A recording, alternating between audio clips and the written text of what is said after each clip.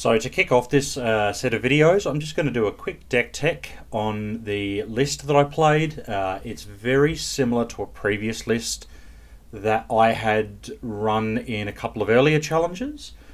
We've taken the standard Jeskai control list and we've stripped out all the Ragavans in exchange for more of these clunky 2-drops, purely because I tend to think I find Ragavan very good in the matchups where he's already good and you're already probably going to do really well, and pretty anemic a lot of the rest of the time in, like all the matchups that you're actually going to struggle with. I know a lot of people like him for fixing mana. I just haven't necessarily found that to be reliable enough or something I'm interested in trying to play towards.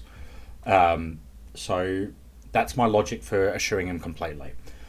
In exchange, as I said, I've got more of these clunky 2-drops. So for today, I have added an extra Lavinia and dropped a third path Iconoclast in order to basically just lock people out of the game a little bit more easily. I found Lavinia to be quite powerful in a lot of the matchups where I might otherwise struggle.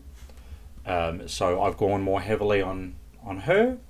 As I said, at the cost of a third path Iconoclast, I've also dropped an Expressive Iteration to play an extra land. My goal here is to just have a better mana base that's more likely to mean that I can cast my spells on curve. I still don't know whether or not the mana base is quite right. I'm still testing a plateau, which I've had ups and downs with. It's generally been pretty fine. I don't think it's lost me any games that I can think of. And there has been times where being able to fetch for it specifically has been useful, but I'm still a little bit unsure on it. I do like it purely for, like enabling both Lavinia and Shattering Spree more easily.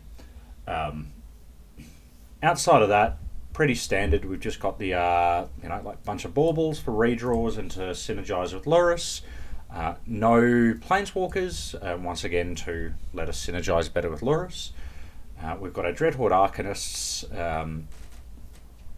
Merchant Scroll to grab our Ancestral, standard lot of cantrips and interaction, a few swords, and some wastelands for our...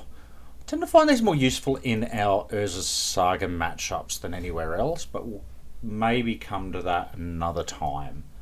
In the sideboard, an additional wasteland, just for when we, are going to play against those Saga matchups, and I guess Bazaar as well. Tabernacles for Bazaar, Tormod's Crypts obviously for Bazaar, as is Needle and Surgical. Shattering Sprees and possibly Needle and definitely Endings are good for shops. And a little bit of extra interaction for our blue matchups in Flusterstorm and Red Elemental Blast. So, having gone over that, let's get going.